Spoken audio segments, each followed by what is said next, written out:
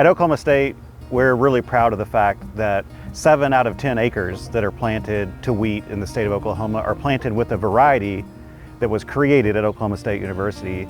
And we're really proud of that fact and the kind of impact that we have in improving the bottom line of producers and improving the food bill for consumers.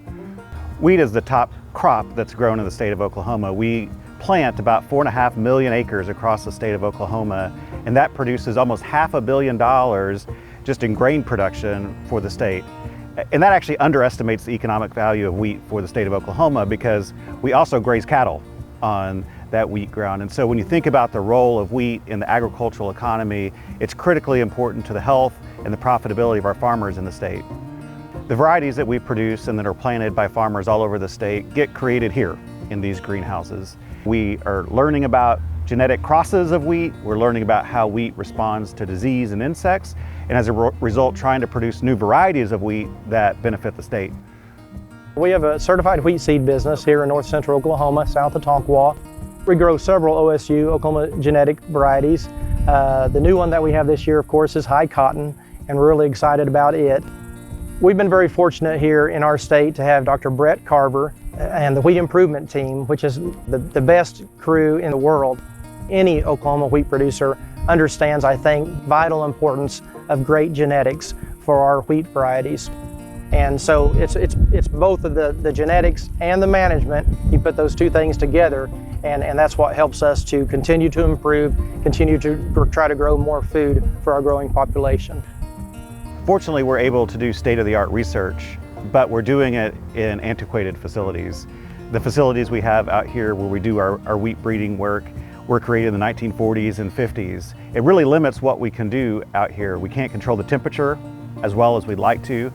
For example, about 2 or 3 years ago, when we had a really cold winter snap, the greenhouses weren't warm enough. We could not keep them warm enough despite bringing in extra heaters to keep the plants alive. And as a result, we lost a whole year's worth of wheat breeding exercise.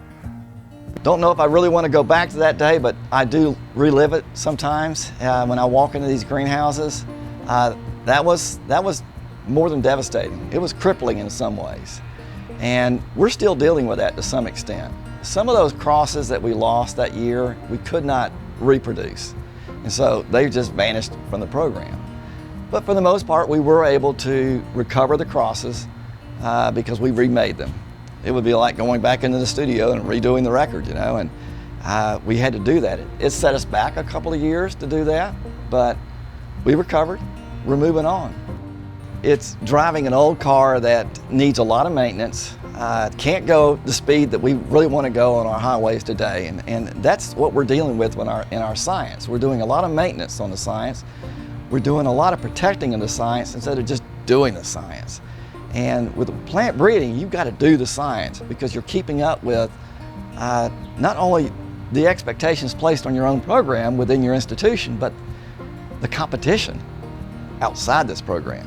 And we want to stay competitive so that our farmers that we serve will stay competitive. The reality is we need resources. We need funding to be able to put these greenhouses together, to provide the kind of infrastructure that we need to compete in the modern world where we need to do first-rate science. You know, it makes me feel proud to be a part of a purpose-driven organization. We're here to serve the people of Oklahoma in OSU Agriculture. And when you hear about the success farmers have with our varieties, it makes you feel good. It also makes you feel responsible that the work we're doing here really matters and people rely on us to do good science.